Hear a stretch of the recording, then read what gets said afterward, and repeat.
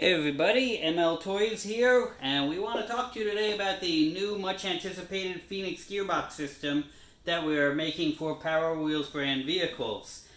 This gearbox is in the research and development phase, just coming out of it, and I want to explain to you what some of the differences are with it and why you want this for your power needs.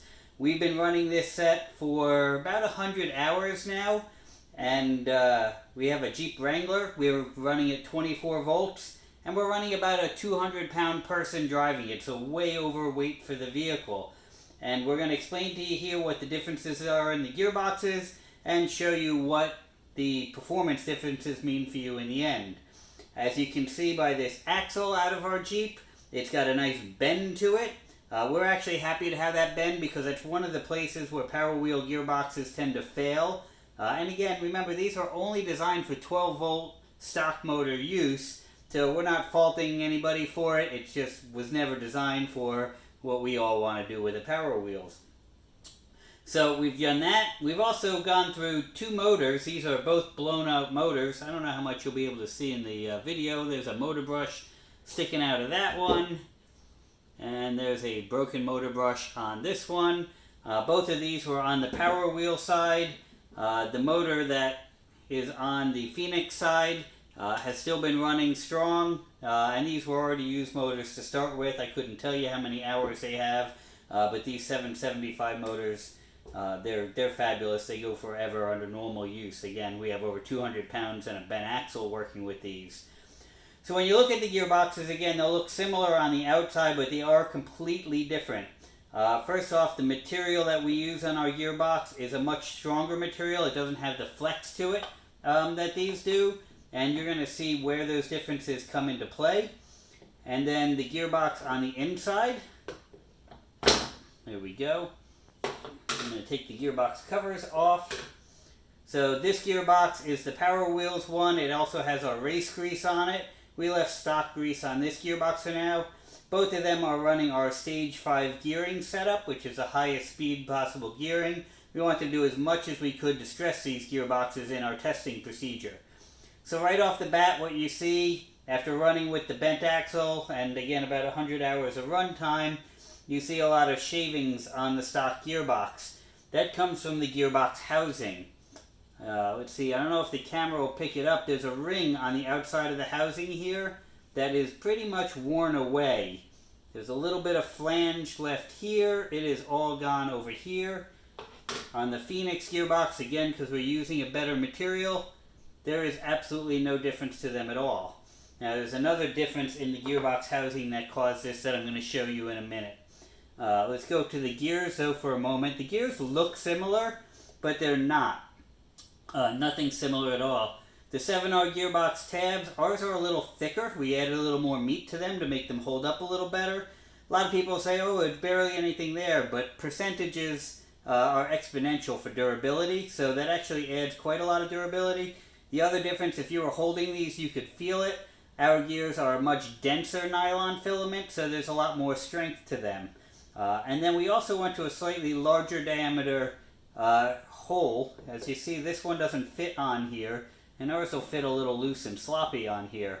The reason we did that is the larger diameter, the more you disperse any heat and any weight across it. So on here and on our third gear, we have a different size to them. So that's one difference. Again, the third gears, pull them off.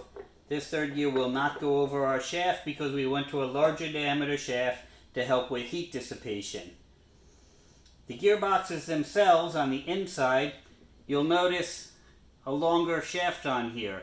The reason we did that was, again, distribute the weight. All the weight from that axle sits on this set portion here. A lot of people wear these out over time. So we went to a larger size, and then, again, not sure what the camera is going to pick up.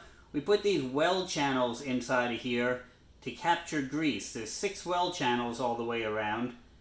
And that way grease will always be dispersing around here, whereas on the Mattel one, you'll see the grease always gets pushed to the bottom here. So we get a lot more lubrication to that shaft, which has got all the weight of the vehicle on it.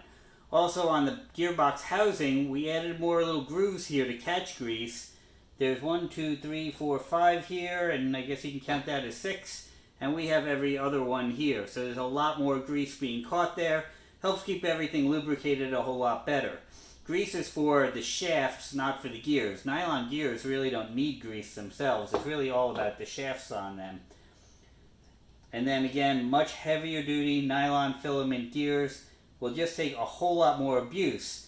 So after 100 hours of running, this gearbox is kind of worn down, ready for replacement. And our gearbox, it looks brand new. When we put these gears back in, they just all slide on.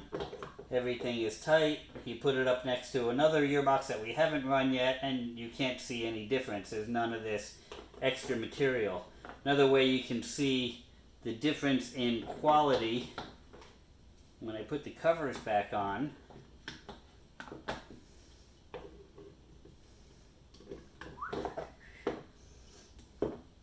this gearbox, and even a stock one, has a lot of play here. And obviously, the gears on the inside are wobbling around like that when you wobble the outside.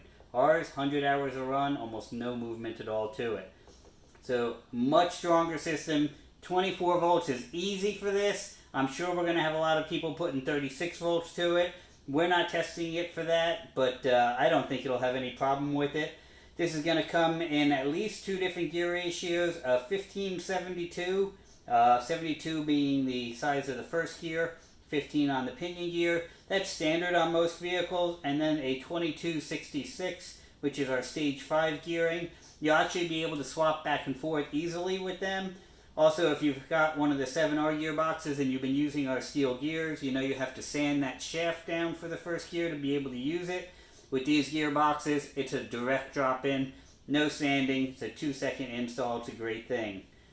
So that's the short of it. We're expecting a release date of somewhere in October of 2021, depending on material shortages and import capabilities, because it is 2021, which has been a difficult year to manufacture anything.